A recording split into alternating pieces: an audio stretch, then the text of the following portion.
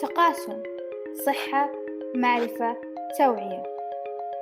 السلام عليكم. اليوم رح نتكلم عن مرض من الأمراض المعدية، وهذا المرض هو الليشمانيا أو ما يسمى بداء الليشمانيات. ممكن البعض منكم يتساءل عن إيش هي الليشمانيا؟ هي عدوى طفيلية تنتقل بواسطة لدغات ذباب الرمل المصاب بالطفيلي، وينشط هذا الذباب في ساعات المساء والشفق والليل، يعني من غروب الشمس حتى الفجر، وكمان يكون أكثر انتشاراً في المناطق الريفية. وفي أنواع مختلفة للليشمانيا، لكن الأكثر شيوعاً هما النوع الجلدي وهو اللي يسبب تقرحات الجلد، والنوع الحشوي وهو اللي يأثر في الأعضاء الداخلية مثل الطحال والكبد ونخاع العظام. والآن راح نتعرف على أعراض الليشمانيا. كل نوع من الليشمانيا له أعراض خاصة فيه، وهي بالنسبة للليشمانيا الجلدية ممكن ما تظهر أعراض أو علامات عند بعض المصابين فيها، ولكن ممكن يعاني بعضهم قرحة واحدة أو أكثر على البشرة، وممكن يتغير شكل القرحة أو حجمها مع مرور الوقت، إلى ما تتكون قرحة لها حواف مرتفعة على شكل فوهة البركان.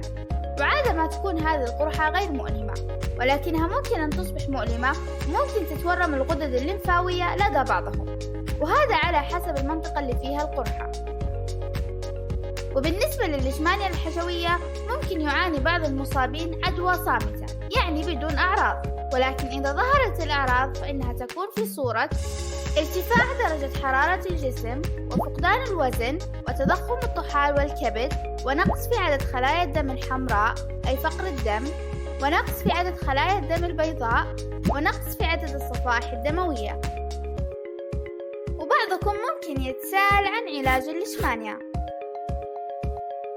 يتم علاج الليشمانيا بحسب توجيهات الطبيب المناسبة للحالة، وتلتئم غالبا القرح في حالة الليشمانيا الجلدية دون علاج، ولكنها تسبب ندبات قبيحة. وفي حالة عدوى الليشمانيا الحشوية الشديدة ممكن أن تصبح مميتة إذا لم يتم علاجها.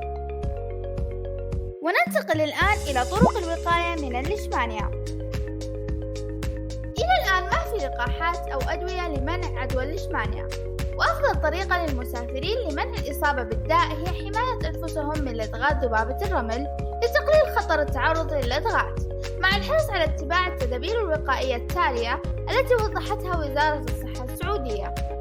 تجنب الأنشطة الخارجية خصوصا من الغسق حتى الفجر، لأن في هذا الوقت تكون ذبابة الرمل أكثر نشاطا بشكل عام. وتجنب النوم في العراء بالقرب من المزارع وحظائر الحيوانات وجحور الفئران لتجنب التعرض للإصابة. ولما تكون في الهواء الطلق أو في أماكن غير محمية يجب تغطية الجسم تجنبا للإصابة. واستخدام الناموسية عند النوم، وارتداء جوارب وملابس بأكمام طويلة، واستخدام طارد الحشرات على الجلد المكشوف، واتباع الإرشادات الموجودة على ملصق المادة الطاردة. وبكذا وصلنا للنهاية.